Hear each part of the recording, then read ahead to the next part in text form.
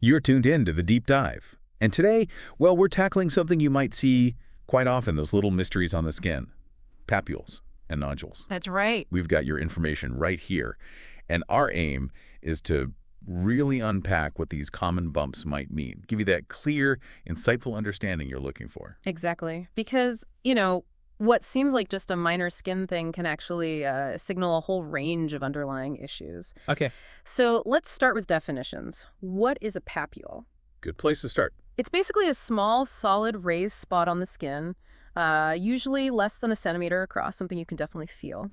Okay, so small, solid, raised, less than a centimeter. Yeah. Got it. And nodules, how are they different? Nodules are also solid, also raised, but they're bigger, so more than a centimeter. And importantly, they tend to extend deeper into the skin layer. Ah, deeper. So you might feel more substance underneath. Precisely. More of a mass under the surface, generally. Okay, papules more superficial, nodules bigger and deeper. Makes sense. What's actually going on in the skin to make these bumps? Well, with papules, it's often an infiltration of inflammatory cells. The body reacting to something. Right. Or maybe some fluid in the top layer, the epidermis, or even just that layer thickening up. Okay. Nodules, though, usually involve a more significant buildup. Could be more inflammatory cells, or sometimes even abnormal cells like neoplastic or tumor cells going deeper into the dermis or even below that. Huh. So even though they look like bumps on top, what's happening underneath can be quite different. It's not just a random spot then. Not usually, no. Their presence, especially if you see many of them or they come with other symptoms, can really point towards a whole spectrum of conditions. Some just skin deep, some maybe indicating something broader. Okay. This sounds like we need a framework. What are the main sort of categories of causes for these things? Yeah, we can group them. Think about bacterial infections, fungal infections, parasites. Then there are sterile nodular dermatosis, that's inflammation without an obvious infection. Right. And of course, neoplasia, meaning tumors. We should probably also mention sebaceous adenitis and acne specifically. Wow, okay. Bacteria, fungi, parasites, sterile inflammation, tumors, acne. That's a really wide net. It definitely shows why you can't just look at a bump and know. Absolutely. It highlights the complexity. Diagnosis is key. Let's dive into bacteria first.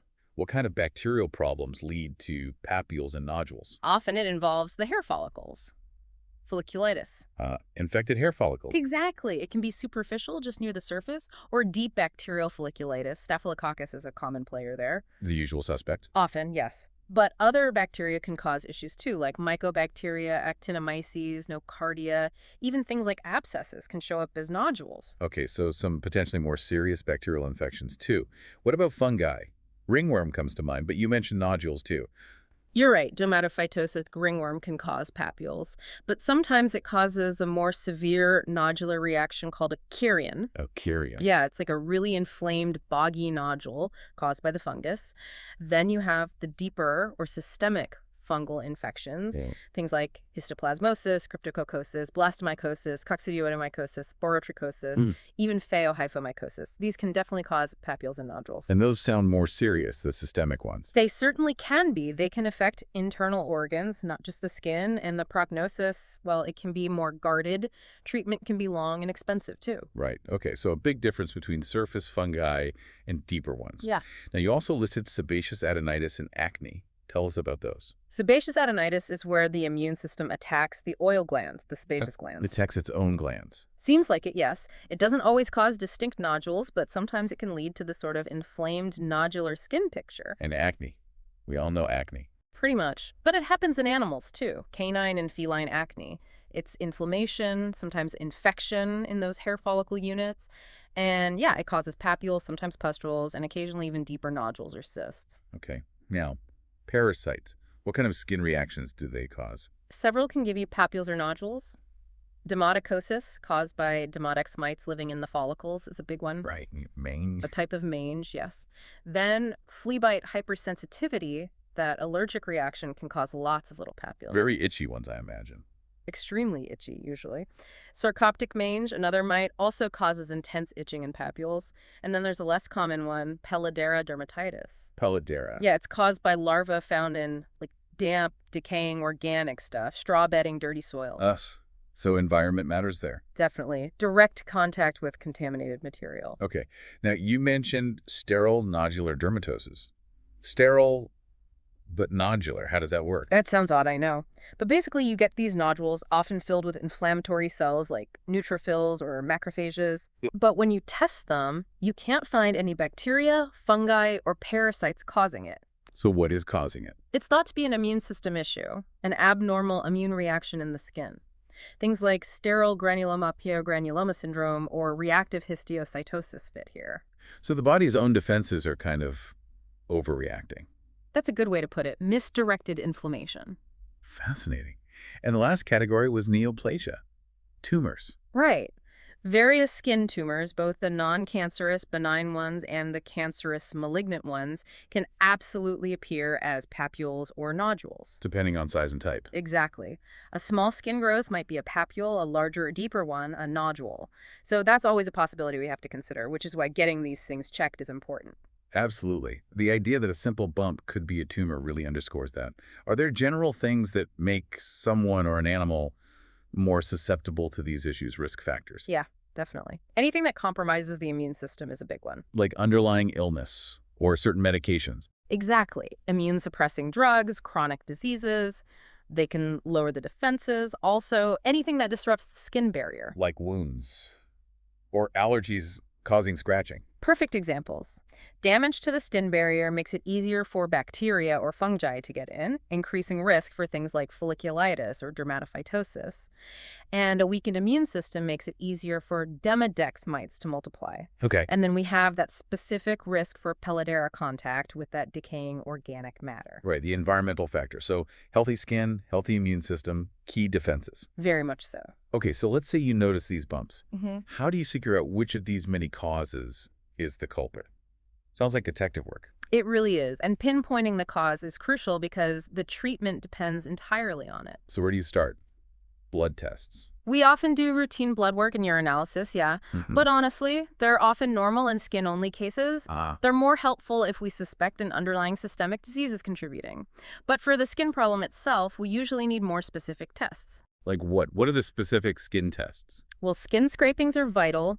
We scrape the surface layers to look for mites like demodex or sarcoptes or those pelladera larvae. Okay, scraping for bugs. Pretty much. For a suspected ringworm, we do a dermatophyte culture, grow the fungus in the lab. Right. If there are pustules, those little pus-filled bumps, Yeah. we might do a zinc prep. Basically, smear the pus on a slug and look under the microscope. What are you looking for there? Bacteria, inflammatory cells like neutrophils, sometimes specific things like acantholytic cells, which can suggest certain immune diseases. It gives clues. Interesting. What about deeper infections or those sterile nodules? For suspected deep fungal infections, we definitely need fungal cultures, maybe even special stains on tissue samples. Okay. For bacteria, especially we suspect resistance or it's a deep infection, a bacterial culture and sensitivity is really important. To know which antibiotic will work. Exactly. Don't want Right. to guess. And for nodules especially, we often do an aspirate. Sticking a needle in. Yep, a fine needle aspirate or FNA. Collect some cells, put them on a slide, that's cytology. We look at the types of cells, search for organisms. It can tell us a lot. Is it inflammation, infection, maybe neoplasia? So cytology helps narrow it down. And if things are still unclear, Then the gold standard is often a skin biopsy. taking a small piece of the actual skin tissue. Precisely. We send it to a pathologist who examines the structure, the cells, everything. It's often the best way to get a definitive diagnosis, especially for tumors or those tricky, sterile, inflammatory conditions. Wow, okay. A whole arsenal of diagnostic tools. So once you have the diagnosis, treatment, you said it varies hugely. Completely depends on the cause. There's no one-size-fits-all. Give us some examples. Bacterial folliculitis. Antibiotics are key. And based on that culture and sensitivity, ideally.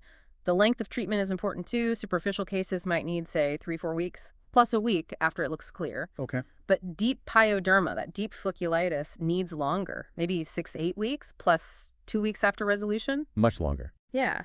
And critically, you have to look for and manage any underlying cause. Allergies, hormonal issues, whatever predispose them. Right. Fix the root problem. What about sebaceous adenitis attacking the oil glands? That's more about management. Topical therapies help a lot, things like propylene glycol sprays, essential fatty acid supplements, special shampoos to remove scale, moisturizers. So supporting the skin. Exactly. Medications like cyclosporine, which modulates the immune system, can be very effective. Sometimes vitamin A synthetic retinoids can work but have hurdles with dispensing and monitoring. And steroids aren't great for it. Generally not very effective for SA, no. Okay. What about acne? Canine or feline? Mild cases might clear up on their own. Warm compresses can help. Antiseptic wipes or gels, maybe with chlorhexidine, used regularly. Topical stuff. Often. Topical antibiotics like mupirocin can be used for localized spots carefully in cats, though, if lesions are deep. If it's widespread and infected, systemic antibiotics might be needed.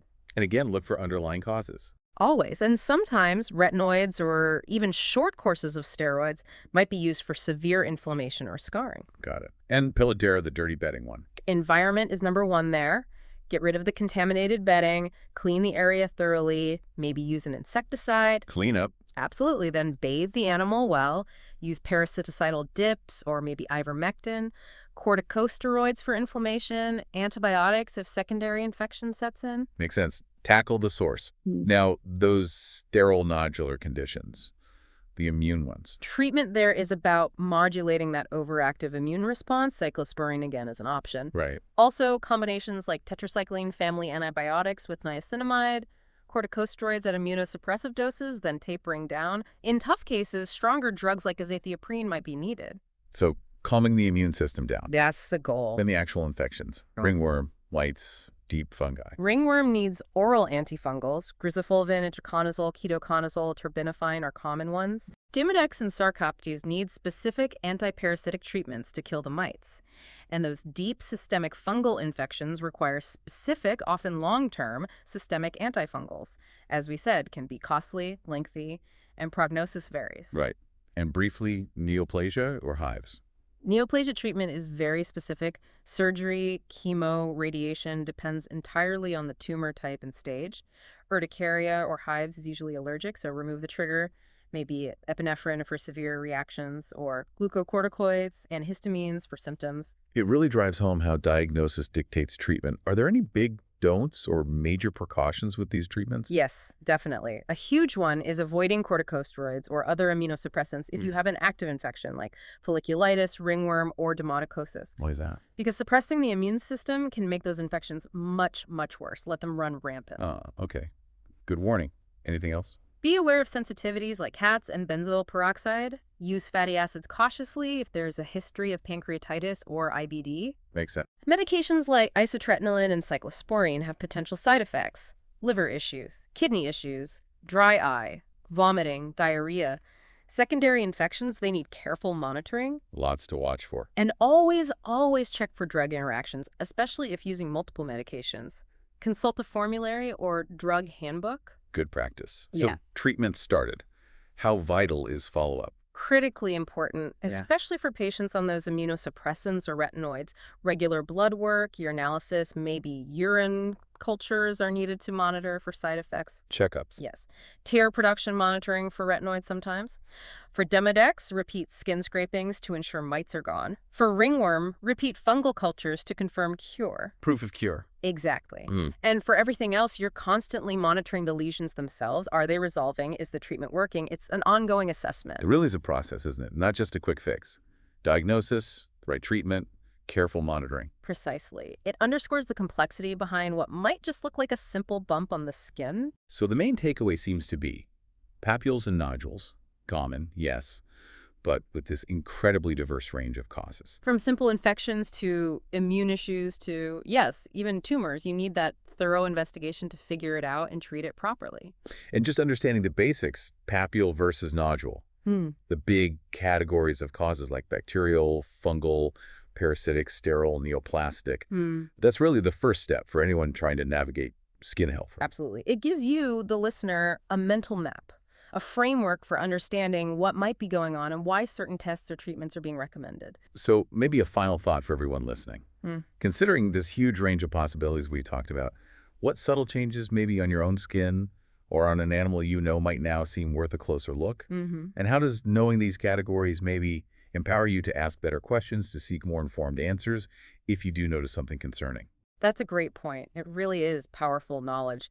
Even small changes can be significant. And understanding the possibilities helps you be a better advocate for your own health or your pet's health. It truly does. The skin tells such interesting stories. It really does. An amazing organ. Well, this deep dive has certainly illuminated a lot about papules and nodules. Thank you so much for walking us through all that complexity. My pleasure. Always fascinating to talk about. And thank you all for joining us. We hope this gives you a clearer picture of these common skin findings. Until our next deep dive, stay curious, keep observing, and keep exploring.